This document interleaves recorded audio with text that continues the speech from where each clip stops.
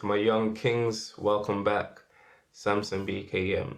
Okay, today I just want to discuss how to manage risk. Now, there's a difference between risk and uncertainty. So risk is inherent in any situation where the outcome isn't inevitable. Uncertainty, on the other hand, arises from ignorance and a lack of information. Now, by definition, the future cannot be predicted under conditions of uncertainty because there is insufficient information about what the future outcomes may be or might be, or their probabilities of occurrence. Now, as a kingdom man, you should actually have an unfair advantage in this world because you know the past, you know the present. It's written, and there is nothing new under the sun. And you know the future too, you know what is to come because God tells you. Yeah, God tells us. Therefore, there's no uncertainty in life. And uncertainty makes people anxious. You shouldn't be anxious about anything, not for extended periods of time. Do you understand? Yahweh says, my people perish for lack of knowledge. Yeah, which is why I try and educate you guys on what God says. I try and educate you on the word. All you have to concern about is the identification of risks and how to manage risk. You just need to know how to employ adequate risk management safeguards, just like every successful business does. And I'm going to share with you some tools and techniques that you can utilize and that I've been employing myself in my fight and my battle against sin and to counteract sin and minimize the amount of risks, that could throw me off my long-term objective. Now, as you get older and acquire more assets, and as you grow spiritually, you should naturally become more risk adverse because you have assets of value that you want to protect.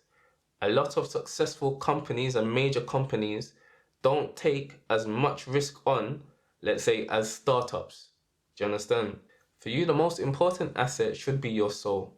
Now, in business or project management, there are 4 possible options that you can choose from to manage risk or responses to the risks that you've identified. You can choose to transfer it, you can avoid it, you can reduce it, or you can accept it. Anything with a high probability and high impact, you want to avoid. You want to avoid it at all costs. Anything with a high probability and low impact, you want to try and reduce. You want to reduce the probability of that risk manifesting or taking place. With a low probability but a high impact, you transfer. Now in business, this is where you see like insurance. Low probability, high impact, you take out insurance. You got home insurance, you got life insurance. That's how you transfer the risk. Now anything with a low probability and low impact, you can choose to accept it. Now, you know what sin easily entangles you. You should know what your vices and your weaknesses are. Okay? So the identification of risks should be fairly simple for you. You just need to manage them appropriately. Now, for most men, it will be women. Women seem to be a man's kryptonite. Women often tend to be the destroyer of kings. Now, anything with a high probability and high impact, you want to avoid. You set up appropriate boundaries. You put appropriate boundaries in place, to mitigate the risk. Now, for me personally, women have been high probability, high impact. Do you understand? So now I've put in appropriate boundaries in place. Do you understand? I don't live by myself. I choose not to live by myself even though I could. Why? Because when I live by myself, it leads to more opportunities available for women to come into my home and things to go down. Do you understand? I try not to put myself into situations where there's opportunities for me to be alone with a woman. It's a risk for me. Now, obviously we have grace, but grace is not a license to sin. And a lot of us, many times, myself included in the past, will put it under grace. Grace is our trump card. Do you understand? But I'll get onto the problem with grace in another video. Now, I'm not going to tell you or suggest to you to cut off your hand, to pluck out your eye, or to become a eunuch. I don't believe that that is necessary for you. For a lot of you young kings, you haven't resisted to the point of shedding blood in your battle against sin. Do you understand? So until that time comes, there's still hope for you. You don't need to be cutting off your hand or plucking out your eye or anything like that.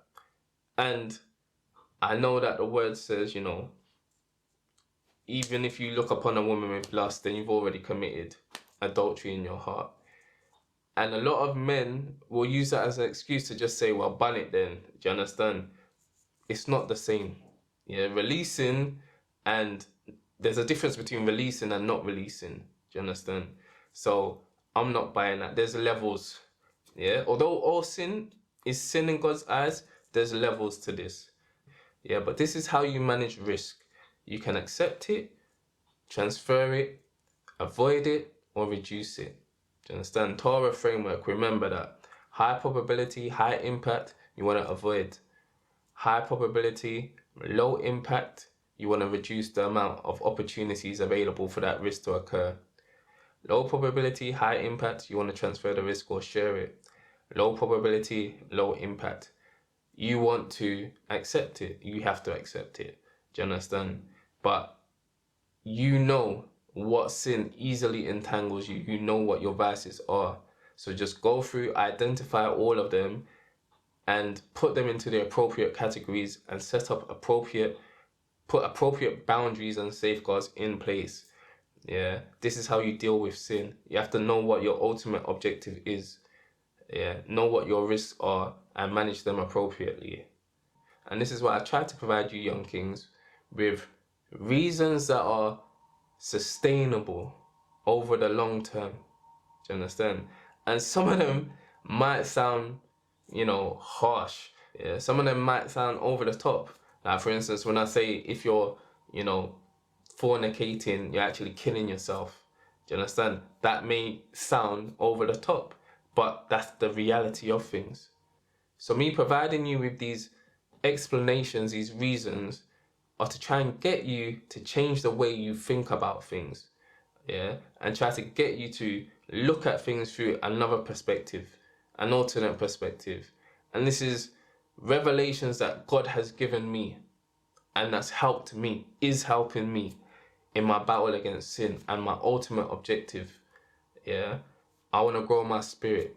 I want to grow my connection to God. I want to protect my valuable assets. I want to protect my soul. Do you understand?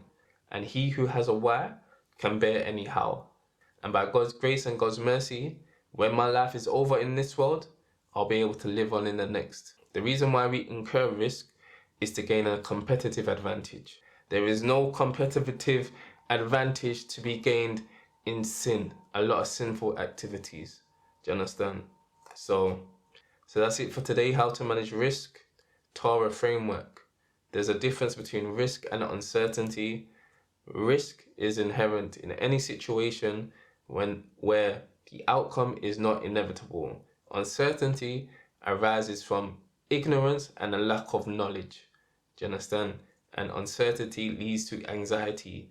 You should not be anxious about anything. You know the past, you know the present, and you know the future. You know what is to come. You just need to manage your risks appropriately. Yeah? My young kings, let's continue to build.